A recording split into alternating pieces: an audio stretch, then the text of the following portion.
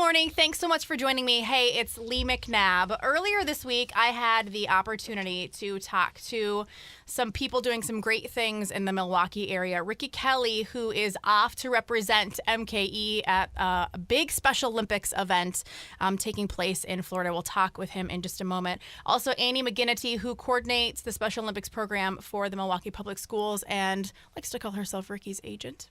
And Brandon Tanner, the Regional Director of Development for the Milwaukee area. So, good morning. Thanks for joining me, you guys. I appreciate it. Hi, Rickie. Hey, how you doing? I'm good. How are you? Oh, I'm doing fine. Okay, so you are heading off to play basketball with the greats. I mean, people who have played in the past, people playing now. How did this all come about? Really, it's just one of those lost for words moment. Like, yeah. I'm still trying to gather myself. You know, I'm still trying to just embrace this moment. I put in the app for it, and I just got accepted. So this is the NBA Special Olympics teaming up for the first ever NBA Cares Special Olympics Unity Sports Basketball game. As part of the NBA All-Star 2012 activities, you put in an application and you find out that you're going down. Do you know any of the people that you're playing with? No. No, but you've got people from Special Olympics all over the country. Yes. And then you've got basketball legends. Are you nervous? Just about, yeah. Yeah, I'm very nervous. Don't bring it up. I'm very nervous, you know. What is it about Special Olympics that you like being a part of it? It's just life-changing. It's a great opportunity. Yeah. You can compete, and it's a great organization to play for. What all activities have you done with Special Olympics? I've done adaptive athletics. I've done basketball. I've done bowling. I've done track when I was in high school. Okay. But I really love basketball. I stick to basketball. Okay. So that's my main goal, is to just play basketball. Do you think you're going to be able to play with some of these players, or are you going to be starstruck a little bit? You know, I'm going to play with the players. Yeah. You're going to show them the skills that you. I'm going to show them the skill. I'm going to show them what I have. You know, hopefully I get a dunk in or something. I'm counting on it for sure. Man. All right, Rickie, if you want to pass your microphone to Annie. Annie McGinnity coordinates the Special Olympics program for the Milwaukee Public Schools. And you like to call yourself Rickie's agent? That's what it's become lately, yes. Tell us a little bit about Rickie and what kind of impact he's had on Special Olympics here in Wisconsin. Rickie is a tremendous athlete. He started playing when he was a freshman in high school, and that's about the time that I started in this position as well. He's always been a leader, and he's really been a great motivator of his teammates, really encourages all of his teammates to come to practice. He's really dedicated. He puts in extra time whenever it's needed. He's very anxious to get better, and he always wants to improve his skills. We've had a unified basketball league during the summer for the last 5 years, and he's been really instrumental in kind of helping us make some changes that are, more participant friendly, and giving us suggestions for things that he would like to see. The one suggestion that he made, which was championship rings for the winners, we were unable to pull that off. But for the most part, we've been able to implement his suggestions. So he's definitely a leader and somebody that sets a really good example for other athletes that we have. So how did it come about that Rickie would participate in this event? Was that something he brought to you, or you took to him? Actually, it was kind of a quick turnaround. We got the application on a Saturday, and it was due very soon after that. And when I would receive the application from our state Special Olympics office, and when I read the requirements, knew that Rickie was the athlete that I wanted to nominate. So we quickly did the application, thinking that it was, needle in a haystack. Yeah. And then we got called a couple weeks ago, and here we are. So just a couple weeks ago you found this out, and now he's going to be playing against all these people this afternoon. Absolutely. That's crazy. So what kinds of requirements were on there that spoke to you that you knew Rickie was the one for this job? They were talking a lot about the kind of athlete they are in terms of their sportsmanship, how dedicated they are, their level of involvement in Special Olympics, as well as their skills. And we had to videotape him demonstrating 6 basketball skills in addition to 10 straight minutes of him playing with his teammates and that sort of thing. But they really emphasized sportsmanship and that stuff, and he's definitely a leader. So you showed off the mad skills and sent them away so they could see you play. Oh, yeah, most definitely. Like, this is what I can do. Yeah. Try to beat that. I mean, it was just a regular practice to me. I mean, she had the camcorder. I try to not focus on that. You know, it's basically a team thing. You know, I was telling the guys, don't get overwhelmed and don't think this is an interview for them, you know, because, you know, I just don't want that attention on the team yet. You know, we competing for a second championship, so I just don't want to bring that attention to the team. Second championship, so you already have a first championship. Oh, yeah, I got quite a few. Oh, really? Yeah. That's why you wanted the ring. Yeah, you know, it's Super humble. it's great. It's great to have some hardware sometimes. Yeah, you know? Absolutely. I'm just saying, guys, he's going to be playing with these like professional guys who have rings. So maybe next year if you could work on that. Might get jealous. No, I'm just playing. All right, so back to Annie. Can you tell us a little bit too, just about your position? You coordinate Special Olympics for the Milwaukee Public Schools, and what does that entail for you? We actually have two portions to our program. We have a school day adaptive athletics program that any child with a disability in the district is able to participate in, and we usually access between 1,500 and 1,800 MPS students over the course of the school year. Okay. And we offer about 25 events. They can participate in things from bowling to volleyball, basketball, bocce, track and field, that sort of stuff.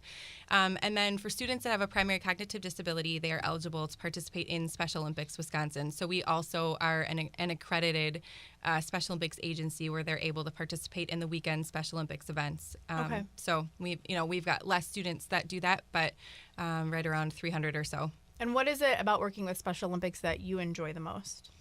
I would say absolutely the athletes. They are phenomenal individuals and they do so much to teach you about what's important in life. And I've never met individuals with such great senses of humor. We really have kids like Rickie, but also a lot of other students too that are just amazing. And they really teach you about sportsmanship and what's important, and the focus so often is not on winning. It's about playing the game and getting better and improving and being with your teammates. And they've created these amazing friendships across the city where they wouldn't have necessarily been able to meet, but really they just make these connections, and they're fabulous. So they're great kids. They are amazing athletes and really tenacious in their efforts to improve in their athletics. Every time you said amazing or awesome, Rickie shook his head like, yep. Yeah, I am. He thinks I'm talking about him. He's going to fit right in. Yeah. Rickie, what is your favorite part about being involved with the Special Olympics, or why should other people get involved? It's a great thing to do. Once again, it's a great thing to do. I mean, you set an example as an athlete and as a person. Yeah. And just being an inspiration and being role models to the other kids that's little, you know, they look up to you, and you want to feel that. So you interact with a lot of other kids when you participate. got to. I have to interact with them just to encourage them to, there's great things that come along with this. And that's the kind of attitude that got him in this position now. Absolutely. It's really easy for students in general to pick the wrong path and to get involved in negative activities. And Rickie has made a conscious effort to surround himself with positive people and to be involved in positive things such as Special Olympics, which has really served him well. And that's exactly why he's here, and he volunteers for our school day program, and our other athletes really look up to him. And I hope that many of them choose the same path that Rickie has chosen. And that path could get you to playing with NBA players. So there's another good reason. And a championship ring. And a championship ring. Right. Why not all of it? If you guys want to pass the mic over to Brandon. Brandon Tanner is the Regional Director of Development for the Milwaukee area for Special Olympics. And what has this done for Special Olympics now that Rickie has been able to go off and represent you guys nationwide? I think the greatest thing for it is the exposure that we're getting. Yeah. Special Olympics does have a huge brand name, but for this kind of exposure that Rickie's going to provide, the media that we're able to get around it, we were just at the Bucks game Monday night, and he was honored right before tip-off. Really? It's great. It just helps cool. us not only find more athletes out there that can participate in Special Olympics, but also for volunteers for the fundraising opportunities that we have and get people more involved in the Special Olympics. Yeah. So let's stick on fundraising for a second, because I'm sure that's a big part of what you get to do with Special Olympics. As people listen this morning, what are ways that they can get involved or they can give back to you guys? Well, we have a couple signature Special Olympic fundraising events coming up. Okay. In fact, there's one next weekend. Okay. It's called the Milwaukee Polar Plunge. Oh, yeah. What it is jumping into the icy cold waters of Lake Michigan for a great cause. Yeah. Have you done it? I have done it. I actually did it a couple weeks ago out at R1 in Muskego. Okay. And I did it last year in Milwaukee. So. Wow. So you're doing it a couple times. You can live through it. He's here to tell you that you can jump in the cold water, and it really isn't that bad once you get a chance. I mean, we got heated changing tent. It's a controlled environment. We have dive teams out there from the Milwaukee Fire, Milwaukee Police team. So Annie's done it as well. Yeah. So another living. Rickie's gonna do it one day. It's like, I'm famous now. I don't really have to jump in the lake. No. So if people want to get involved with that, how do they sign up to do the polar plunge? They can go directly to our website at specialolympicswisconsin.org. They can form a plunge team with their friends or family, sign up right there online and collect pledges. We ask that each plunger raise a minimum of $75 Okay. to take the polar plunge, and all those proceeds go directly to benefit Special Olympics Wisconsin. Okay. And is there like a oops, too late to sign up moment, or can people come? How late can they No, sign they up? could come the day of Okay. and register on site. Okay. Right there at McKinley Marina. Okay. Plunging begins at noon. On-site registration starts at 10 and goes 10 to noon. So it's at noon. At least it's not 5 in the morning. It'll warm up to like maybe 30 degrees or so. Well, who knows? I mean, it's 46 here Right? today. It could be 50 degrees by March 3rd. You can't see us, but we're sweating in here right now. So that's number one fundraiser that you guys have, like signature fundraiser. What's the other one that you want to talk about? Another big one that we have is called Over the Edge. Okay. This comes in the fall, in September. Another kind of crazy thing is it allows people to rappel down the side of buildings. It's called Over What? the Edge. What building? Well, last year and this year we'll be rappelling down the 735 North Water building, which What? is a city center. It's off of Water and Mason. It's about 18 stories tall. Have you done that too? I have done that too, and lived to talk about it. I live to talk about it. So you have grand displays of fundraising, and I'm assuming you have lots of time to sign up for that one, obviously. Right, that's in September. And I know a lot of these sound like wacky, crazy things, but they really do have a purpose and a reason why it makes sense that Special Olympics run this. Okay. A lot of the athletes that we serve, they go through challenges every day. And for a lot of people, heights is a challenge, jumping in cold waters is a challenge. Well, you Yeah. could put that aside to do good for a good cause. So That's a it really does good have a point. tie and it does make sense. So Yeah, that's a really and good point. really a lot of this stuff is, while it seems crazy, it's ultra safe. The building one, it sounds crazy, but we have rope certified experts that are up there putting up the ropes, checking the buildings. I mean, you're tied up. They really make it so you can't hurt yourself. Yeah, and fun. Yeah, And- exactly. And it's fun. Is there like just an opportunity to like go on the website and donate if we want to donate, or another outlet if people want to get involved? Yeah, absolutely. We have general donations accepted on our website. There's tons of other fundraisers that we do. One of our biggest partnership is the Law Enforcement Torch Run. It's Okay. where we partner with local law enforcement to run a variety of fundraisers. Now, Over the Edge and Polar Plunges is two of them, but they also host Tip a Cop events where they'll partner up. We did one recently with Texas Roadhouse. The cops act as celebrity waiters or waitresses, and they come to your table in uniform with belt Oh, that's cool. and serve your food. Yeah. I mean, by chance, I may not be able to say this, but sometimes serve you beer, things like that. And With that's a valid ID. right. and that's something you don't see every day. And Yeah. let's face it, for the cops, it's great for them. They get a chance to be seen in the community doing Yeah. something positive. When most of us see a cop, it's usually for a negative situation. Right. And it goes even beyond the fundraising events for the cops. If you go out to our local competitions, you'll see many of our cops in uniform handing out awards to our athletes, and a lot of our athletes really look up to them as heroes, which they should be. Yeah. So you guys have a great partnership between Absolutely, you. yes. Cool. And then do you have a need for volunteers or people who have time to donate? Yes, time volunteers is pretty much the lifeblood of our organization. We have a ton of opportunities. If you go directly to SpecialOlympicsWisconsin.org, go to the volunteer tab. There's a whole page on there and how you can get involved, whether it's coming out to the local competitions and working the lanes at a bowling thing, or doing something with the local competitions, to becoming a coach, to becoming an agency manager.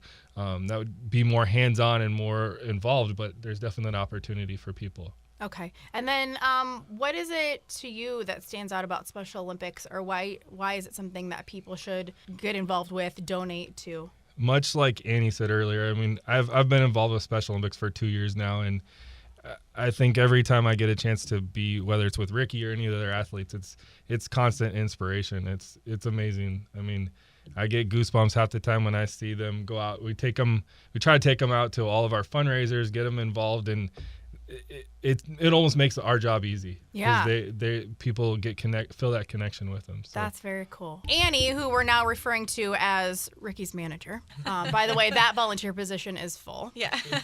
Can you kind of take us through just what Rickie's going to be doing, kind of his schedule and the different people he's going to be interacting with? Yeah, it's actually a really full schedule. But we get down there and we, in the afternoon, go right to engaging in a Habitat for Humanity volunteer project with cool. NBA legends and players.